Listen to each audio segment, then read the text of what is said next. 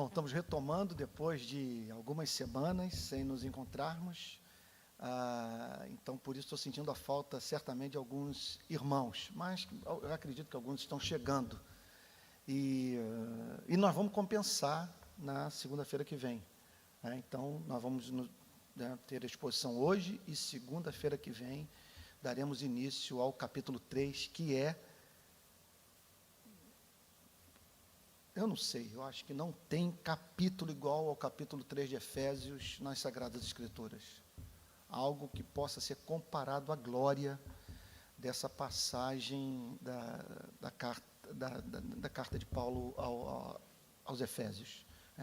Estou chegando de viagem, então, por isso que eu não pude estar aqui nas 2 últimas semanas. Estive na Amazônia, lado do Pará, do lado do estado do Amazonas também, então subi rio, fui para a tribo de índio e vivi uma experiência que eu vou lhe dizer, aquela experiência que mostra que o mundo está perdido, que não há esperança para esse planeta, porque, olha só, peguei a Transamazônica, estava em Altamira, assim se você jogar eucalipto na cidade, é sauna. Então, pegamos a Transamazônica e fomos em frente. Depois de não sei quanto tempo de estrada, nós entramos para dentro da floresta amazônica. E, quer dizer, a Transamazônica passa pela floresta, mas depois nós fomos na direção de um rio, que é um afluente do Xingu. E toma de estrada de barro. Depois de muito andar, chegamos no rio Iriri, afluente do Xingu. Aí pegamos um bote, subimos o rio Iriri. Depois de não sei quanto tempo de viagem, tivemos que saltar do barco para fazer um trajeto a pé, a fim de nos encontrarmos com os índios. Meu primeiro encontro com índio que mora em aldeia. E eu lá ansioso, e nada do índio chegar. Eu com um pastor e 2 missionários presbiterianos, aguardando a chegada do índio. Eu falei, meu Deus, como é que vai ser isso? Contato com o índio levando a canoa, e a gente depois subindo mais horas e horas pelo rio, até chegar na aldeia e tal, até que os missionários, depois de muito tempo, viram-se para mim e disseram o seguinte, chegou o índio. Eu falei, vou ver o índio, finalmente eu encontro com o índio. Quando o índio chega, vocês acreditam que ele estava vestido com short do Flamengo? Aí depois eu falei, mas short do Flamengo, cara? Depois eu descubro que está havendo um avivamento, mas não espiritual na tribo. A tribo quase que inteira é Flamengo. Eu falei, mas que é isso, meu pai? O mundo perdido, o mundo já é no maligno. Aí eu fiquei sabendo que havia um botafoguense. Não, mas tem um índio aí que é Botafogo. Aí cheguei lá, aí quem é ele? Aí me levaram, esse aqui que é o botafoguense. Eu falei, rapaz, você é Botafogo? Não, mas recentemente eu virei Flamengo. Eu falei para casa, a casa caiu, já era. Meu Deus do céu, que sufoco. Mas lá, Flamengo, gente, índio com camisa do Flamengo, e passa um barco lá no fundo, o cara com a camisa do Flamengo. Como explicar um negócio desse? Só pode ser batalha espiritual, gente. Isso é sei lá, uma opressão, uma coisa ruim que se espalha mesmo pelo planeta, né? E a gente tem que orar. Agora, nessas viagens, vocês sabem que a gente ouve muita história, né? História de igreja e tal, e piada, minha memória, se eu tivesse memória para outras coisas, como eu tenho memória para piada, aí me contaram uma que eu tenho uma fraqueza, não consigo deixar de contar. Então, sequestrador português, né? Manda uma carta para a família do sequestrado, uma carta, com uma orelha dentro, com a seguinte mensagem, esta é a minha, a próxima será o do seu filho. Eu falei, que piada sem sentido, né? Está aí.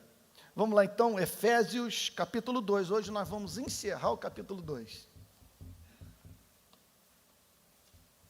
Efésios capítulo 2, verso 17.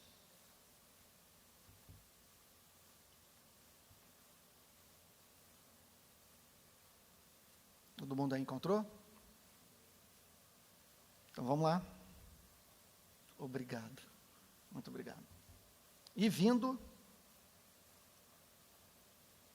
evangelizou paz a vós outros que estáveis longe, e paz também aos que estavam perto. Então,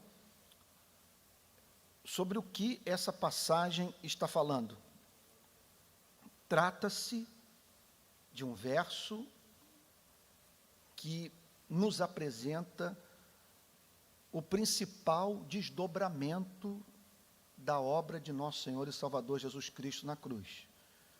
Porque com a sua morte foi aberto o caminho para a redenção, como jamais acontecer em toda a história da humanidade. Então, o Filho de Deus morreu, ele morreu pelo homem. É uma história que é muito importante para ser comunicada e compreendida com clareza pelo chamado homem moderno ou pós-moderno, que aprendamos a fugir de caricaturas do sentido bíblico de pecado que nos impedem de comunicar a mensagem. Porque tudo é muito razoável na Bíblia. A Bíblia nos apresenta um Deus santo que pede que os homens amem. Qual é o principal mandamento? Amarás o Senhor teu Deus de todo o teu coração, toda a tua força, com toda a tua alma, com todo o teu entendimento, e amarás o teu próximo como a ti mesmo. E qual é o veredito bíblico? Nós não conseguimos fazer essas coisas. Nós desaprendemos a amar. Então, por isso, a Bíblia diz que nós precisamos de um Salvador, que nos perdoe da nossa incapacidade de amar. E essa incapacidade de amar é curiosa, porque nós nos mostramos incapazes de amar enquanto que exigimos do próximo um amor radical pela nossa vida. Nós esperamos ser honrados, nós esperamos ser tratados com dignidade, nós esperamos também ser socorridos na dor, e por algum motivo há um curto-circuito dentro de nós que nos impede de amar ao próximo com o amor que nós temos pela nossa própria vida. A Bíblia chama isso de quê? Pecado. Esse é o sentido da palavra pecado. Não é um Deus neurótico, exigindo dos homens a prática de idiotices. Não é um Deus meticuloso, cobrando do homem o que o homem não pode dar. É um Deus santo, pedindo do homem o que é razoável, que ele ame. E como nós não conseguimos amar, Deus enviou o seu Filho para amar, dando sua vida por nós, cumprindo a lei do amor no nosso lugar e prometendo, mediante o encontro com ele, enviar o seu Espírito de amor, a fim de que na sua presença nós aprendamos finalmente a amar. Por isso que no Antigo Testamento, a promessa, especialmente no livro do profeta Jeremias, se relaciona a esses dois elementos do conteúdo do Evangelho. Darei a vocês um coração novo e dos seus pecados eu não mais me lembrarei. É perdão e um coração capaz de amar. Jesus Cristo, portanto, abriu esse caminho para os que desaprenderam a amar se reconciliarem com Deus Santo. Por isso, então, a igreja tem uma mensagem a anunciar ao mundo. E aí nós entramos nesse verso 17. E vindo, evangelizou pais a vós outros que estáveis longe. Ele está falando dos efésios, que estavam longe. Longe de onde? Isso aqui pode ter um sentido espiritual, pode ter um sentido geográfico. Longe de Jerusalém, longe do território da Palestina, onde as 12 tribos viviam, ou seus descendentes, ou então longe do povo de Deus, longe da comunhão com Deus. Então, esses foram alcançados através do trabalho evangelístico da igreja. E também os que estavam perto. Quem são os que estavam perto? Os judeus. Aqueles que foram prioritariamente alcançados por meio do ministério de pregação do Senhor Jesus. Nós vemos o Senhor Jesus especialmente concentrado em salvar os judeus. E completando sua obra na cruz, enviando seu Espírito para que estes então levassem as boas novas para os gentios. Essa é uma passagem que, como poucas nas Sagradas Escrituras, mostra a importância da obra missionária ou da missão da igreja no mundo. Porque vejam só, o texto diz, e vindo evangelizou pais. Está falando, portanto, que Deus, a palavra evangelizar significa anunciar as boas novas, que foi Deus que evangelizou os efésios. É uma passagem profundamente comovente, porque essa obra foi feita por seres humanos. E, contudo, o apóstolo Paulo afirma que quem levou o evangelho para os efésios, quem proclamou as boas novas para eles, foi o próprio Deus. Uma obra que foi, então, levada a cabo por homens e mulheres cristãos do primeiro século. Então, o texto diz que eles evangelizaram paz. Então, proclamaram as boas novas que prometem paz, tanto do ponto de vista objetivo, quanto do ponto de vista subjetivo, que é a restauração objetiva da comunhão com Deus e a experiência subjetiva da paz que o contato com o evangelho proporciona ao crente. Então, eles evangelizaram paz. Vejam só que, sendo assim, eu acho isso aqui comovente, gente. É coisa de nos levar às lágrimas. Veja só, nós somos, essa é uma definição da igreja, nós somos a comunidade daqueles que têm algo a anunciar ao mundo. Nós tivemos acesso a algumas informações, e agora nós temos algo a dizer para a humanidade. Eu nunca entendi esse aspecto do chamado existencialismo francês. Na insistência de homens como Camus, como Sartre, de falarem sobre a náusea, o desespero humano, então a falta de sentido para viver, e o sentido que eles, então, encontraram em dizer para as pessoas que a vida não tem sentido. Com a igreja ocorre o exato oposto. Nós tivemos acesso a uma informação. Que informação é essa? Deus amou o mundo de tal maneira que enviou seu Filho unigênito para que todo aquele que nele crê não pereça, mas tenha vida eterna. E agora nós nos deparamos com uma missão, por conta de uma mensagem que ansiamos proclamar ao mundo, e é a única que se adapta às mais profundas necessidades do espírito humano. Então, essa é a missão da igreja. E vindo, evangelizou paz a vós outros que estáveis longe, e paz também aos que estavam perto. Verso 18. Agora é coisa de nós tirarmos a sandália dos pés, porque esse território aqui é santíssimo. Tem versículos na Bíblia que conseguem de forma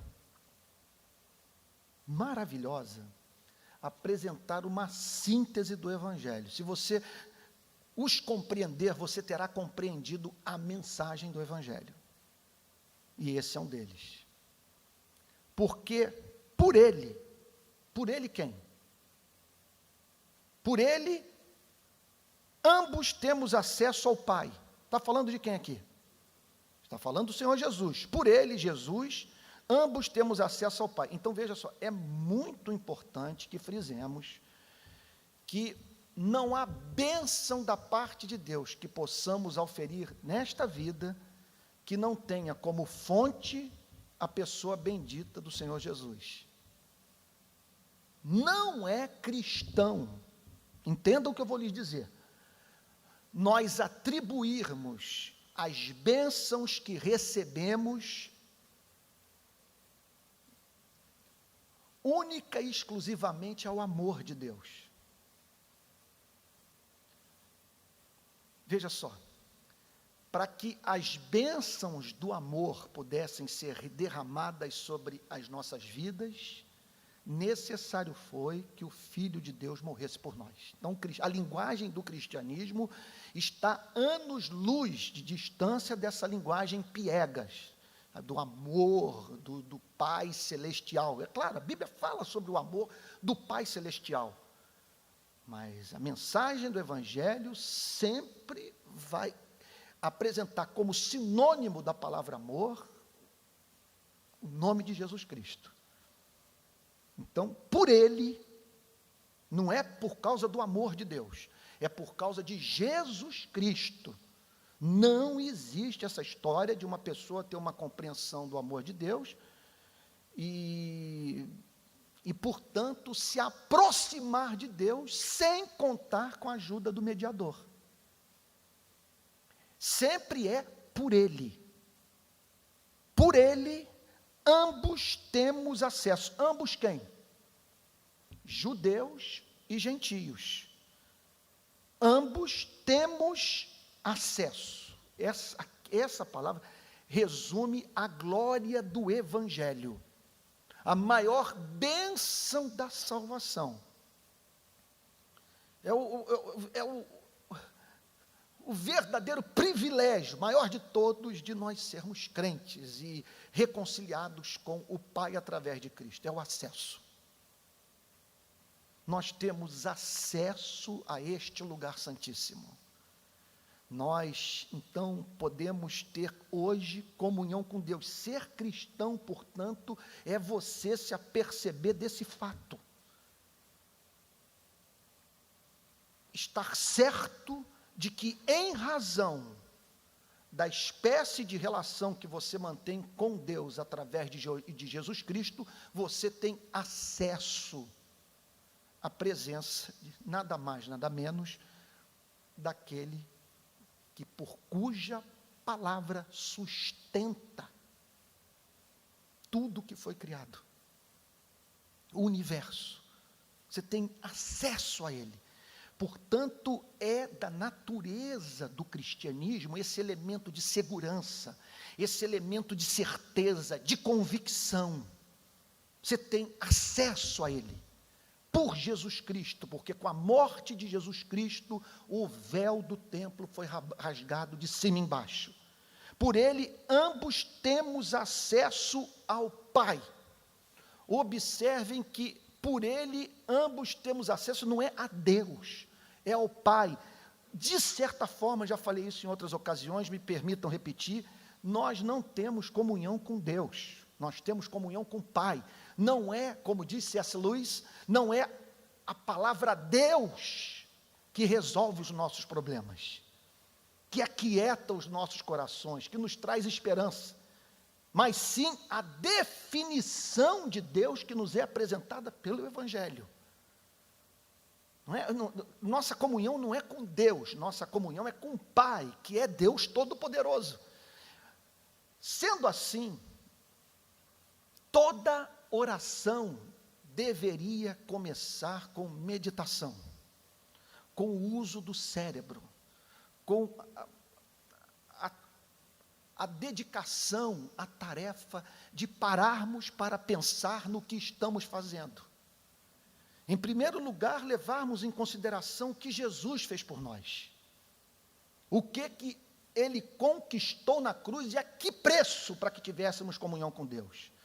Em segundo lugar, deve haver o elemento de certeza. Você tem acesso a qualquer hora do dia, em qualquer lugar do planeta. E seja qual for o seu estado de alma, você tem acesso. E não apenas isso, acesso a uma pessoa bendita, a um ser encantador, acesso foi Agostinho que chamava o Pai de minha divina delícia. Acesso à sua divina delícia, acesso ao Pai, acesso a um ser amável, a um ser doce, a um ser misericordioso, a um ser paciente. Por Ele, por Jesus Cristo, ambos temos acesso ao Pai, por um Espírito. Então vocês vejam que toda oração, e não quero aqui tirar uma onda de teólogo sofisticado, que isso aqui é exegese natural do texto. Toda oração é uma experiência trinitária.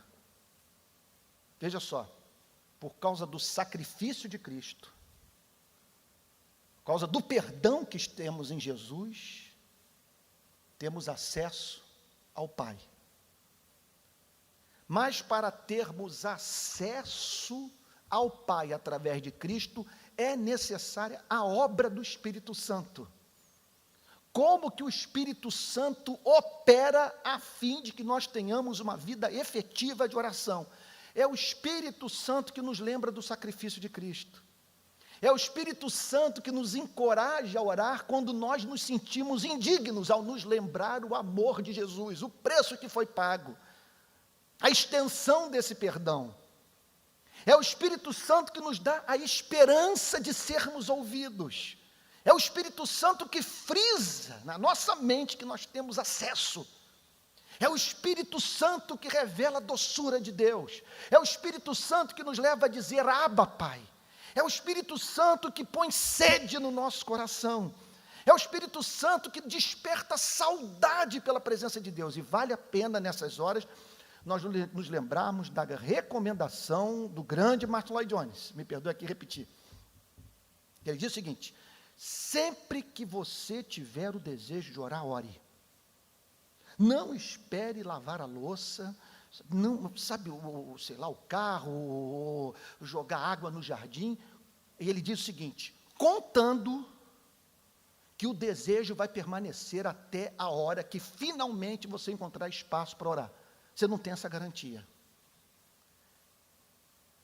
Aquele momento é o momento que Deus o está chamando para a comunhão.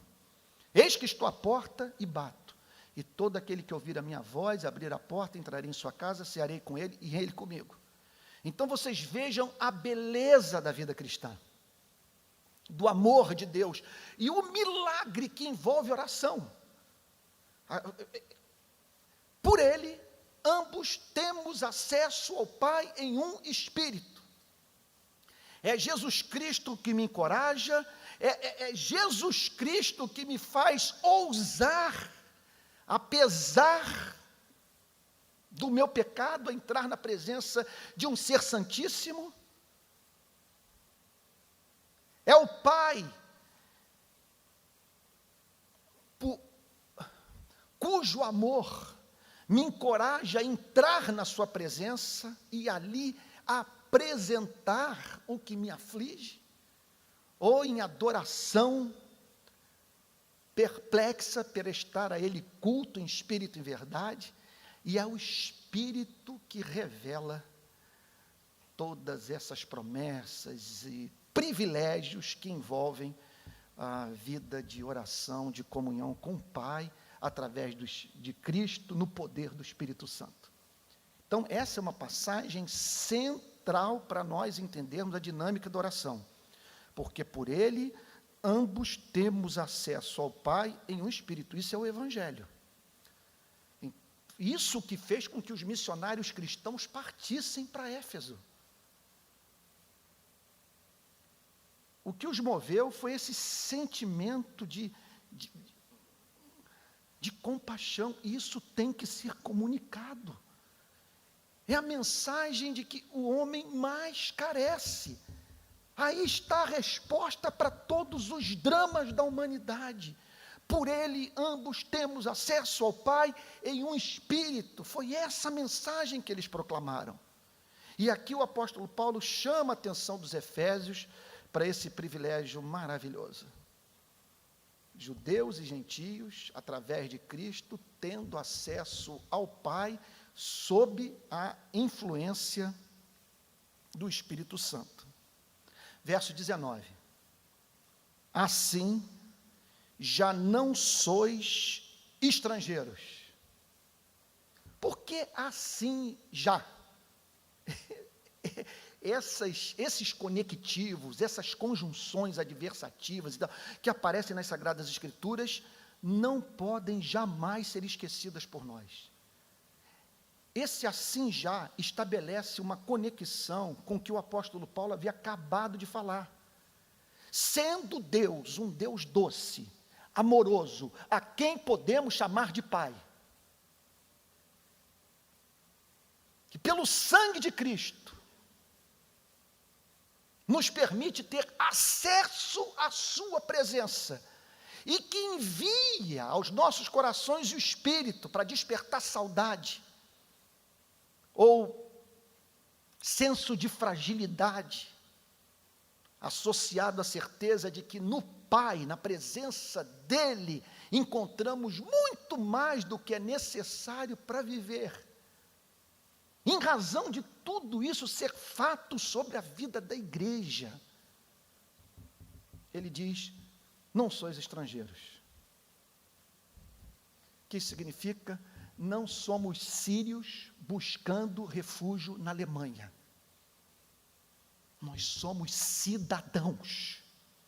Temos plenos direitos. Nós não estamos do lado de fora da festa querendo entrar. O convite já foi feito, a festa é nossa. O grande anfitrião celestial, pelo sangue de Jesus Cristo, nos chamou para desta festa participarmos. Não somos estrangeiros. Não devemos olhar para tudo isso como se fosse algo alheio à nossa vida. Então, é muito importante que nós aprendamos a ser o que somos. Trazermos à nossa mente esses fatos extraordinários. Note que a intenção aqui é totalmente pastoral. O desejo do apóstolo Paulo é encorajar os efésios. E trazendo à memória deles, entre outras coisas, isso, sendo vocês uma pequena congregação numa cidade pagã,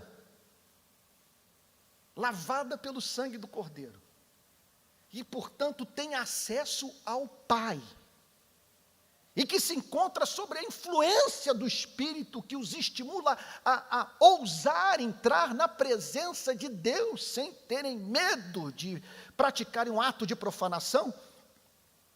Em razão disso ser verdade sobre a vida de vocês, ser direito, o maior de todos conquistado por Jesus Cristo, definitivamente, vocês não são senegaleses ou haitianos numa rua escura de São Paulo mendigando pão. Vocês não são estrangeiros. Vocês não devem ficar do lado de fora do templo, não ousando nem entrar no átrio. O que fará no santo lugar ou no santo dos santos? Porque por ele ambos temos acesso ao Pai em Espírito. Assim já não sois estrangeiros e peregrinos. Vocês não estão de passagem. Vocês não estão de passagem. Você não é peregrino, você não é estrangeiro. A experiência que eu vivi numa estação ferroviária de Londres, vindo então de Lille, peguei o TGV lá e tal, atravessei o Canal da Mancha, cheguei do outro lado, lá na Inglaterra, certo que não teria nenhum problema, estava com passaporte europeu. Mas, para minha surpresa, o policial me chamou num canto, policial inglês, e começou a me crivar de perguntas. Quem eu era, o que estava fazendo na Inglaterra, de onde eu havia vindo e tal, e pergunta de tudo que é natureza. Ao término daquele monte de questão que me foi apresentada, eu me virei para ele e disse: amigo, alguma coisa errada com o meu passaporte? Tal, por que o senhor está me fazendo todas essas perguntas? Não, porque você acabou de fazer o roteiro do tráfico de drogas para a Europa. Você saiu do Rio de Janeiro, e você trabalha numa favela do Rio de Janeiro, passou por Dakar, no Senegal, e veio para Londres.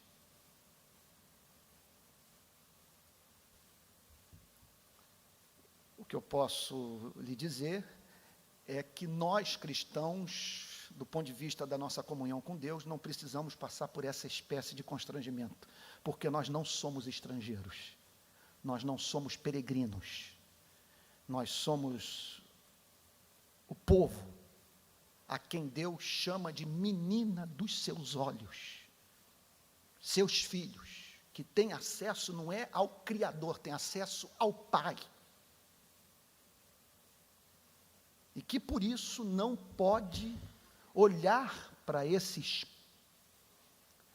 privilégios todos como se fosse um estrangeiro ou alguém que está de passagem. Um sentido da palavra estrangeiro ou de peregrino é alguém que mora perto da cidade, mas não mora dentro dos muros da cidade. Você está próximo da cidade, mas não está do lado de dentro. Você não é cidadão. Você não tem proteção. Você não tem acesso aos recursos de que a cidade dispõe para proteger sua vida. Você é peregrino, você é estrangeiro. Então, já não sois estrangeiros e peregrinos, mas concidadãos dos santos. Então, vejam, meus amados irmãos, como que nós não podemos jamais banalizar a vida de uma igreja local. Ele está falando isso, gente, para uma igreja que, comparada às igrejas de hoje, era um ovo. Uma igreja inserida na capital espiritual do culto à deusa Diana, composta por muitos escravos, inclusive. E o apóstolo Paulo vira-se para essas pessoas. Vocês vejam como que essa espécie de pregação é diferente da pregação de autoajuda. É doutrina do início ao fim, tudo fundamentado em Jesus Cristo. Ele diz, então, vocês são concidadãos. Vocês têm a cidadania divina. Passaporte de vocês, então, foi carimbado, marcado com sangue, mediante o sacrifício de Cristo. Isso é uma coisa maravilhosa. Eu me lembro que agora, quando lancei meu livro,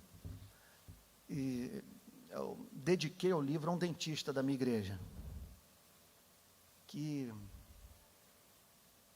tem exposto sua vida nas favelas do Rio de Janeiro, em manifestações de rua, ao meu lado.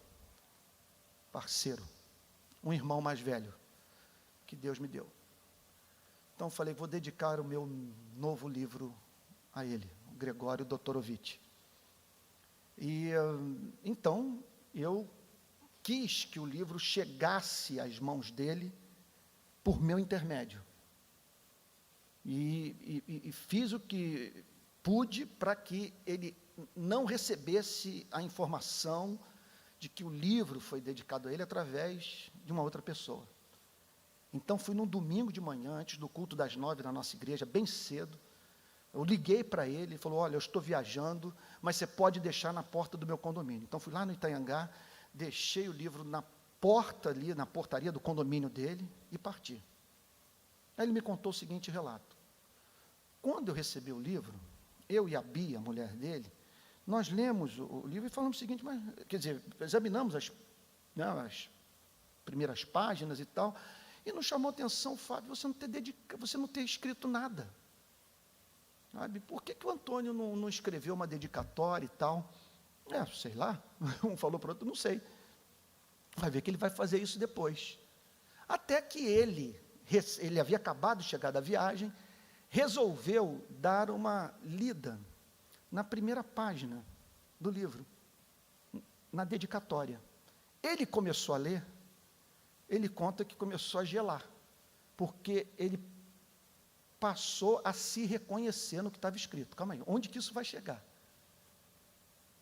Quando ele chegou ao último parágrafo,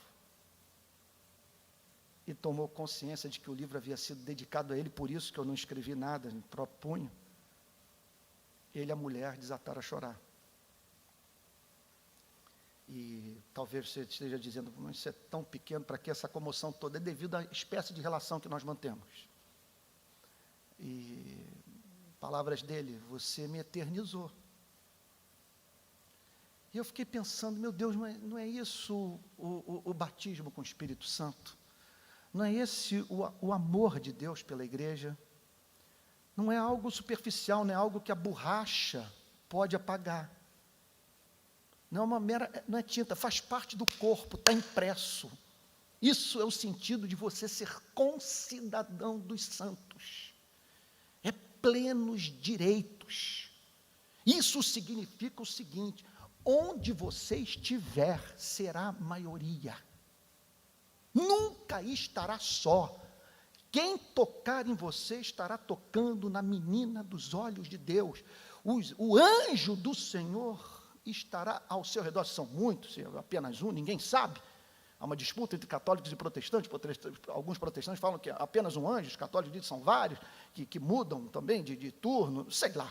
Só sei que a Bíblia afirma que os anjos são espíritos ministradores em favor daqueles que vão herdar a vida eterna, a salvação. Isso significa, portanto, que todo esse reino o serve, e você cuida. Foi a experiência que eu vivi semana passada no Manguinhos. Um menino de 12 anos foi morto numa operação policial, da Polícia Civil. Eles, então, começaram um tiroteio, o garoto estava jogando bola, foi correr para casa, levou um tiro, assim, na altura do abdômen e tal, morreu na hora. Morreu a 1 metro de entrar em casa. E aí, quando eu cheguei da Amazônia, os voluntários falaram, Antônio, você tem que vir aqui para a comunidade, o menino morreu, inocente, sem envolvimento, vem conversar com a mãe, vem conversar com a comunidade, e fui para lá. Acontece que quando eu cheguei lá, gente,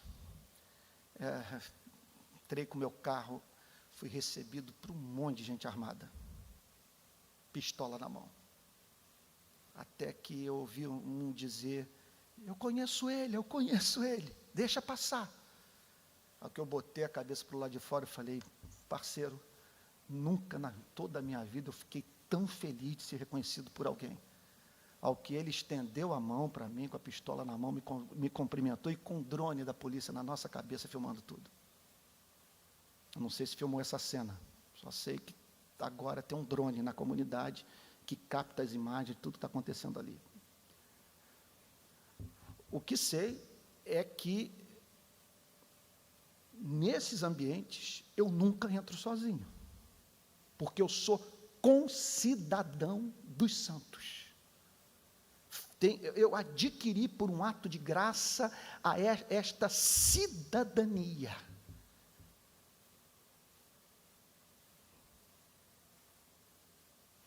Mas sois concidadãos dos santos, e aí, a informação das informações.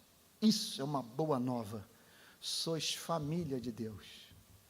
Há uma diferença brutal entre você ser concidadão, de você, portanto, ter uma cidadania, de você pertencer a um Estado e ser membro de uma família.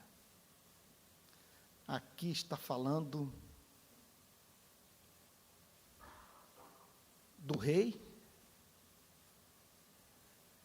que não apenas vê o cidadão, vê o filho. Você é cidadão de um reino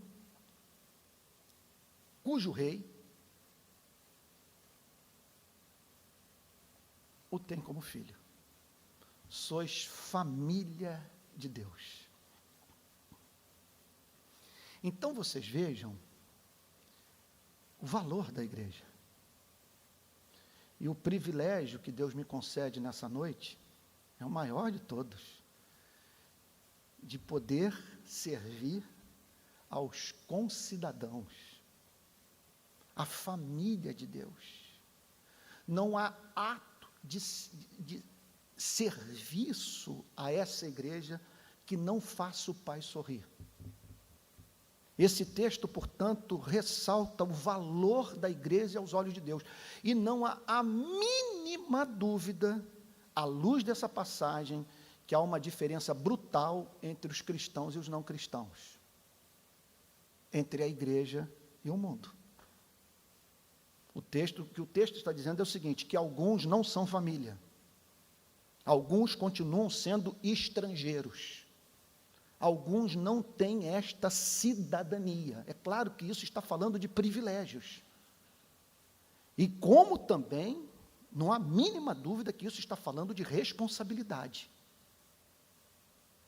Porque onde quer que nós estejamos, nós estaremos representando esse país e essa família. Eu estava agora em janeiro, na Palestina, num campo de refugiado, e conversava com um membro da autoridade palestina. E perguntei para ele aquelas perguntas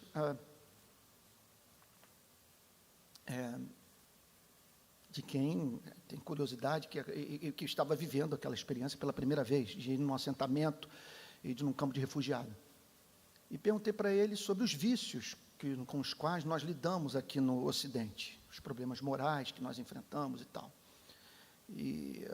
Então, falei sobre roubo, sobre furto, sobre uso de droga e tal, e ele me disse o seguinte: olha, isso aqui é praticamente zero. Na região deles, que fica nas cercanias de Belém e de Hebrom, assentamento palestino. E aí eu falei: mas a que você atribui o fato de vocês não terem roubo, não terem furto, sabe, de vocês não terem problemas com o uso de drogas e tal?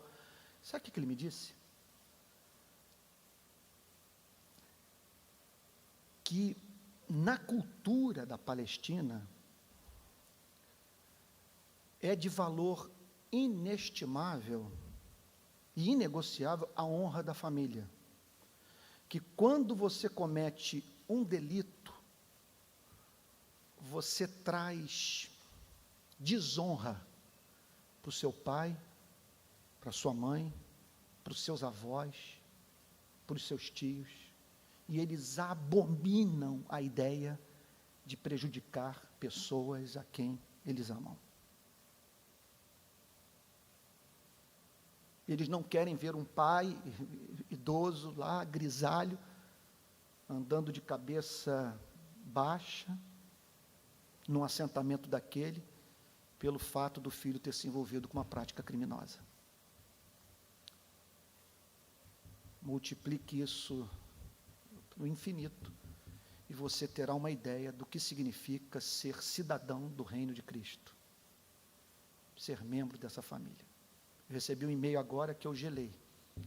O valor econômico está selecionando algumas pessoas do país para falar sobre a atividade legislativa dos evangélicos em Brasília.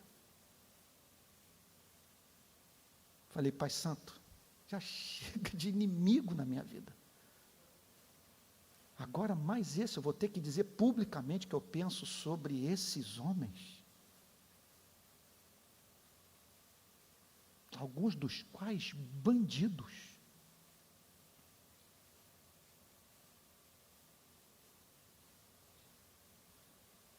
Qual o problema deles?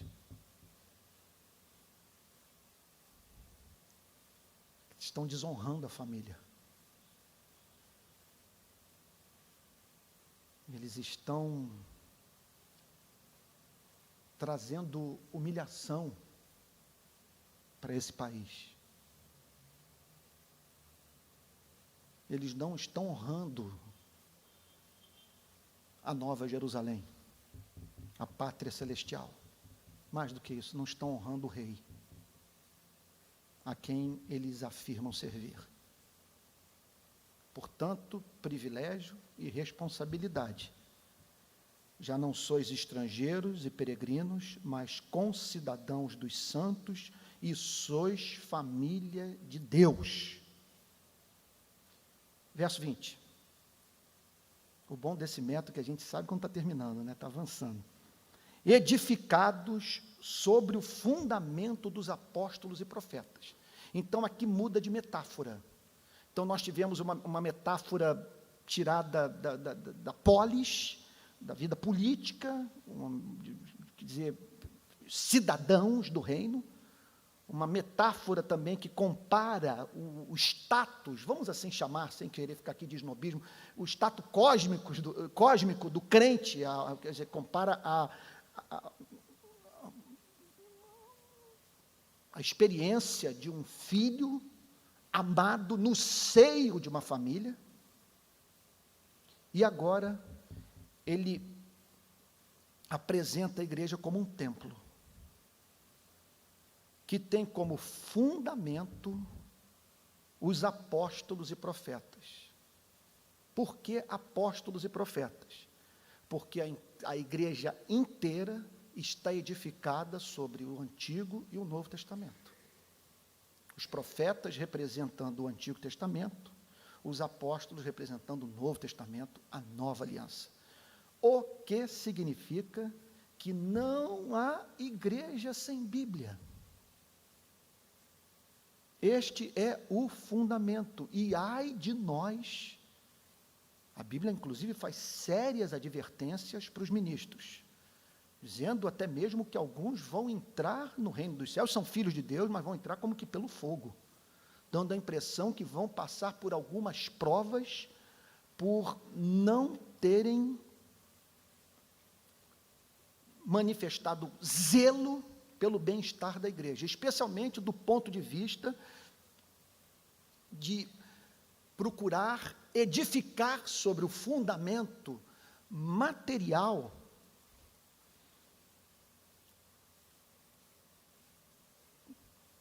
que seja digno dessa base que dá suporte para a vida da igreja. Estou sendo claro?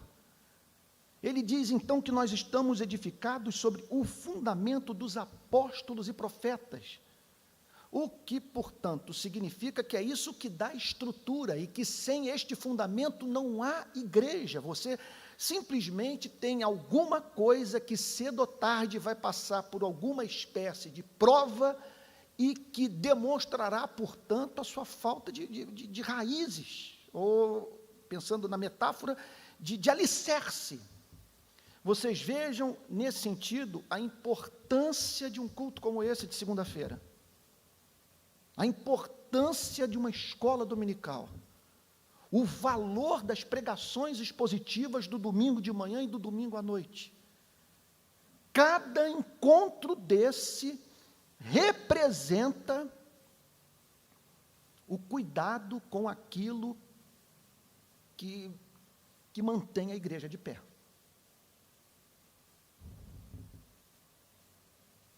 Edificados sobre o fundamento dos apóstolos e profetas, sendo ele, Cristo Jesus, a pedra angular. Hoje, quando eu vim para cá, eu mandei uma mensagenzinha lá para as redes sociais, dizendo o que eu estava fazendo hoje à noite, que eu estaria aqui, quem quisesse acompanhar online e tal, e fiz o seguinte comentário, que o valor desses encontros aqui com vocês é que eles estão me forçando a pregar sobre todo o conselho de Deus. Isso aqui, gente, o maior beneficiado desse exercício de a cada segunda-feira nós sentarmos para estudar as Sagradas Escrituras sou eu. E qual é o motivo? Todos vocês têm percebido que tenho andado muito focado com a questão da justiça social no nosso país. Eu estou certo que o grande pecado da nossa sociedade e, consequentemente, da igreja, é um mal cultural que a pregação não está sabendo tratar e que, portanto, está presente dentro da igreja, que eu chamaria de banalização da vida humana. A vida humana não tem valor no Brasil. Quando você tem 19 pessoas vítimas de chacina no maior centro econômico da América Latina, e essa cidade não para, quando você toma conhecimento do fato de que 13 pessoas não tinham antecedente criminal, e as 6 que tinham, praticaram crimes insignificantes, crimes que nós poderíamos chamar de leves, ou seja, são pessoas cuja vida não representa ameaça, grave ameaça à ordem pública. Entre as 19, uma moça de nome Letícia, de 15 anos. O país que condenou os mascarados nas manifestações de junho de 2013 tolerou o uso de máscara nessa chacina, e de modo diferente da guerrilha do Araguaia, tudo filmado. E um dos programas de televisão mais importantes hoje do nosso país, do Caco Barcelos, cujo nome eu não me lembro agora, Profissão Repórter, fez um especial sobre a chacina. Nenhum movimento social foi para a rua. Londres, eu não tenho a mínima dúvida, teria parado. Berlim, Nova York.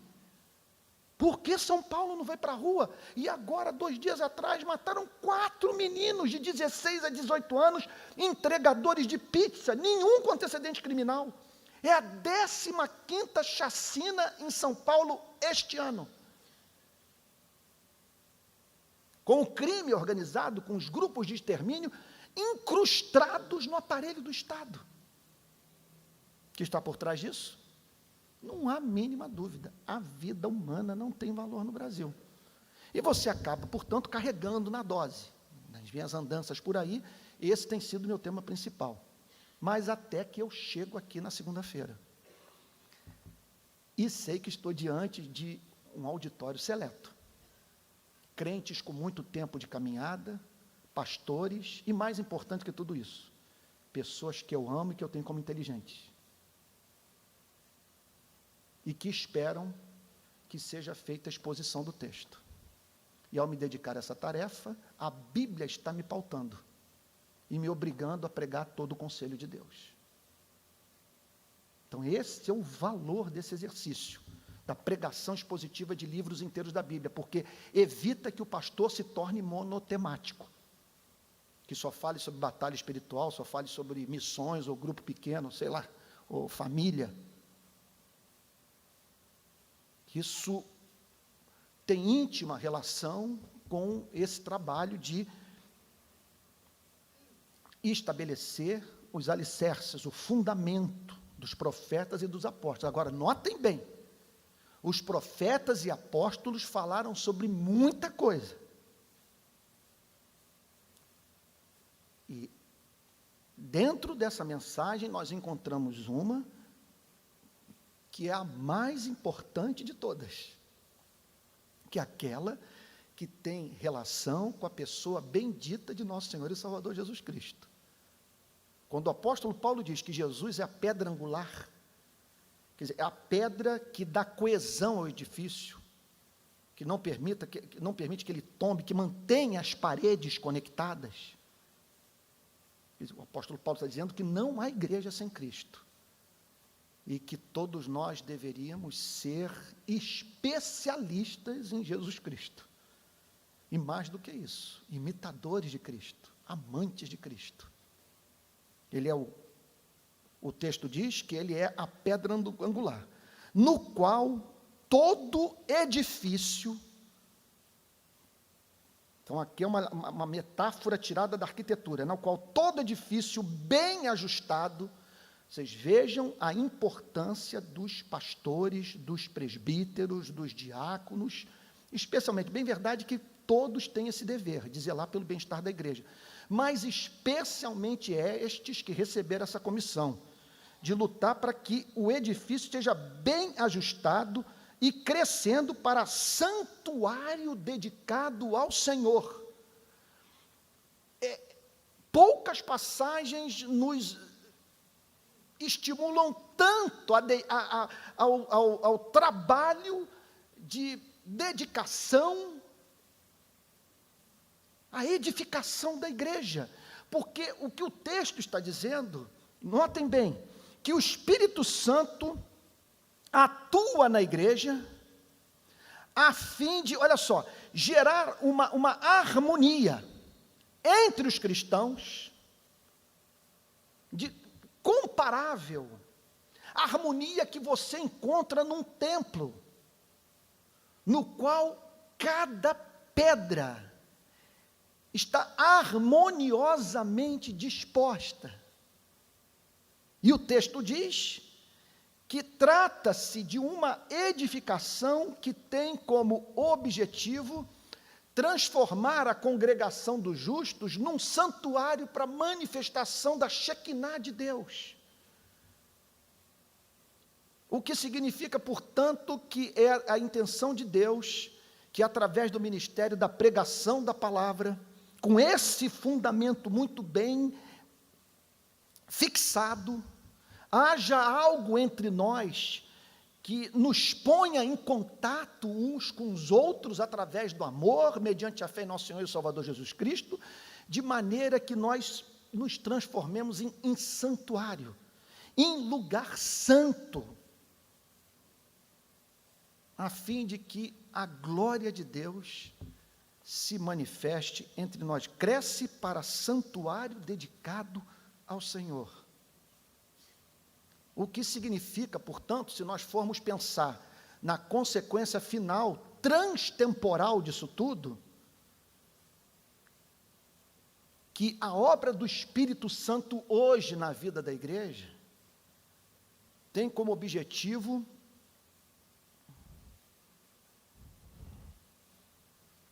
operar em cada um de nós de uma tal maneira que nos amemos ardentemente, a fim de que uma santa harmonia seja criada, visando com isso a manifestação da glória de Deus entre nós. Em outras palavras, o que o apóstolo Paulo está dizendo é que é uma sociedade santa, em cujo seio Deus tenciona se manifestar a fim de revelar a sua beleza a esse povo que é súdito do seu reino, membro da sua família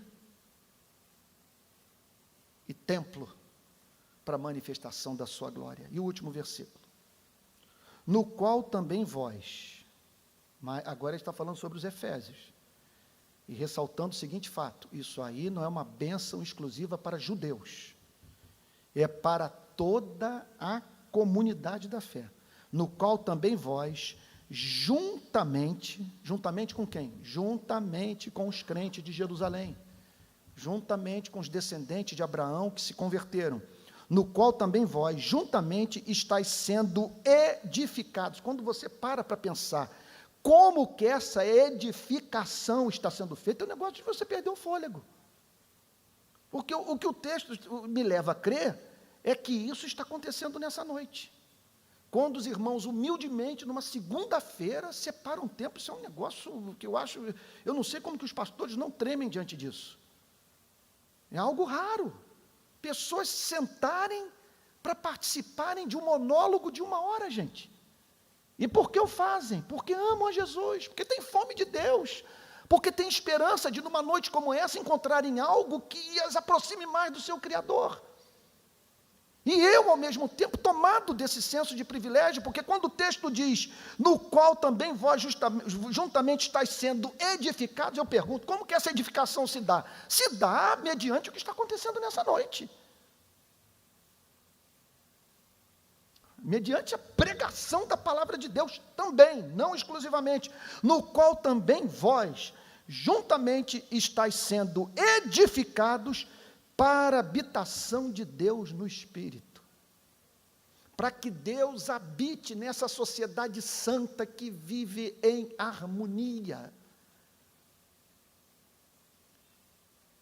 O que significa, portanto, o seguinte, que o maior vínculo que eu tenho na vida e que transcende laço familiar, ou vamos assim chamar de patriótico, é o meu vínculo com a igreja, é com os cristãos verdadeiros que eu vou viver por toda a eternidade. E o propósito de Deus é que essa sociedade esteja de tal maneira vivendo a experiência da santa comunhão. Meu Deus, que Deus me ajude a tentar construir a frase, que Deus possa olhar para essa igreja como quem olha para um templo gloriosamente edificado, e de tal modo santo, que o faz alegremente ocupar o centro desse santuário dedicado ao Senhor. Ou então, não há mínima dúvida que o texto está dizendo é que nós fomos criados para viver eternamente conectados uns aos outros, nos amando ardentemente, enquanto Deus, a cada dia, manifesta a sua glória entre nós. E é por isso que a Bíblia diz que aquela cidade não precisará da luz do sol, porque a glória de Deus iluminará a todos. A conclusão que nós chegamos, é difícil você fazer uma amarração diante de tanta glória. É uma quantidade impressionante de verdade acumulada.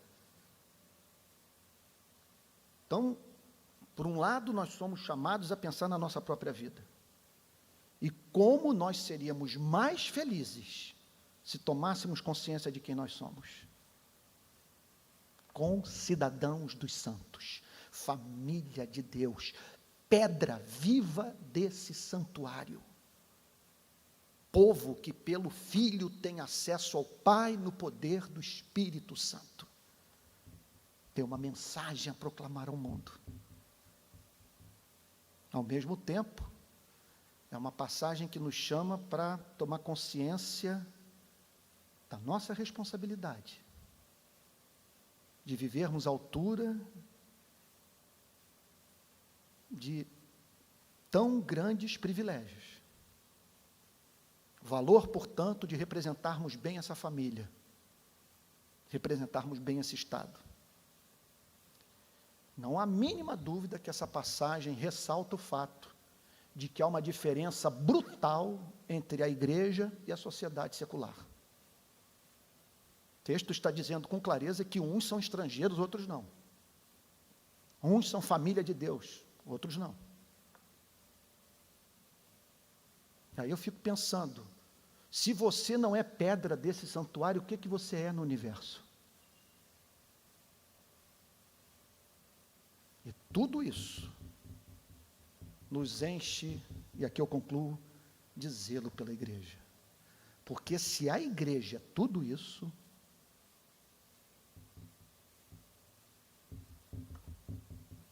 é uma honra poder servir a gente tão especial para o seu Criador. Deus os abençoe.